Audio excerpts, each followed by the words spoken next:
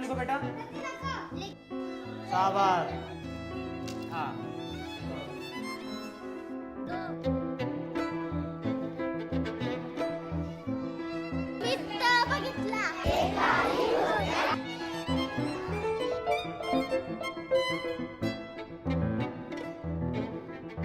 टमाटर का चटनी बनता है।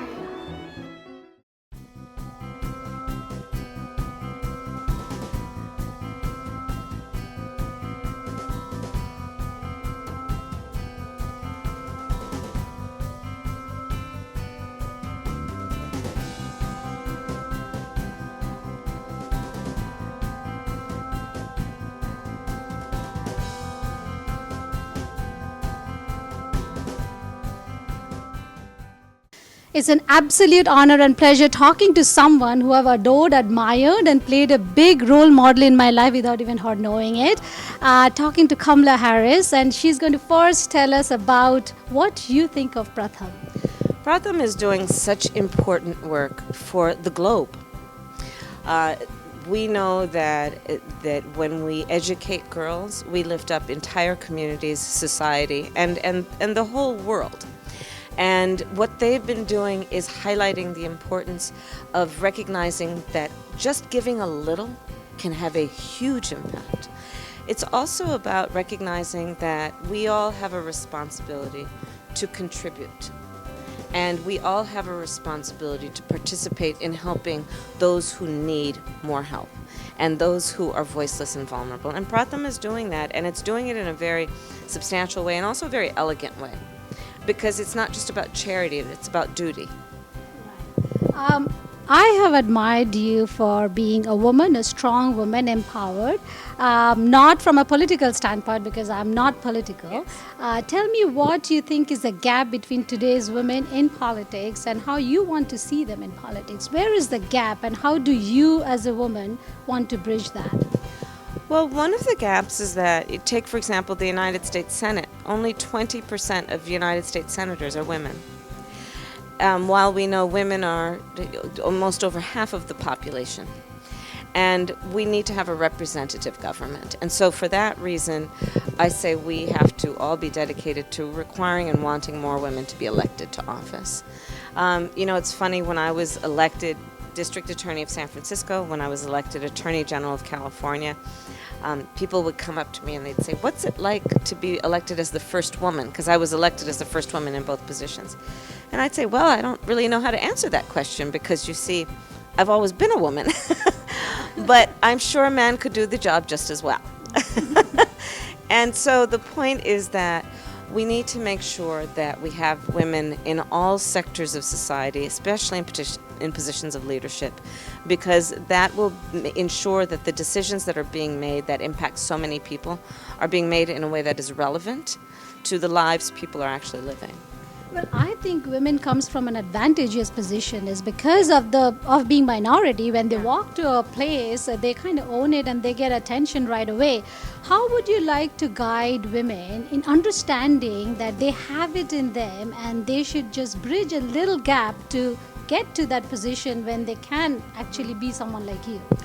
Part of it is I strongly encourage women to find mentors. People who will support you, who will applaud you when you make the effort, who will understand what you're trying to do and can actually give you helpful and constructive advice. That's so important. And by the way, mentors are going to be other women and men. But I strongly encourage women to seek out mentors because, in my experience, most people who are capable of helping you, if you ask them for help, they will say yes. So that's a beginning. The second is I have lived by the code that I don't hear no. I don't hear it. Maybe I hear it the 10th time. But there are so many things in society and people who will tell girls and women they can't do something. And so my advice is don't hear that word. Don't hear the word no. Well, you have had a remarkable career, but I'm sure there must have been points when you hit those hurdles and you want to give up and do something else. What do you tell your mind when you hit those bumps? When I hit those bumps, I say, get back up. I say, tomorrow is a new day. I say, stay focused. And, also that hitting a bump, not meeting your goal is part of the process of achieving success. So don't let anything deter you. Just keep going. Keep fighting for what you believe is the right thing to do. Where do you see yourself in 5 years? Let's say 10. I don't even know what I'm having for dinner tonight. I can't tell you that. Would you have any parting message for our viewers? Because you're here at Pratham, which is a charitable organization giving back to India, and obviously it is close to your heart, so you're here. What would your message be to our viewers? I was raised by so many incredible family members, so many incredible women. And I think the highlight of what's happening tonight with Pratham, which is the theme is about educating girls and women, the point about giving, it should remind all of us that we have strong and great traditions of paying attention to many issues, but one of the highest priorities being education. And the process of educating ourselves, our communities, our children is an ongoing process, and then we should all be dedicated to making sure that we are always on a path of educating ourselves, and that we're ensuring that the children of our families and our communities have those opportunities as well.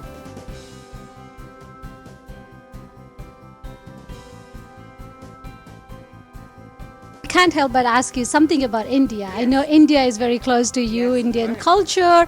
You have ancestors living there still, and have you been there? Oh, I grew up going there.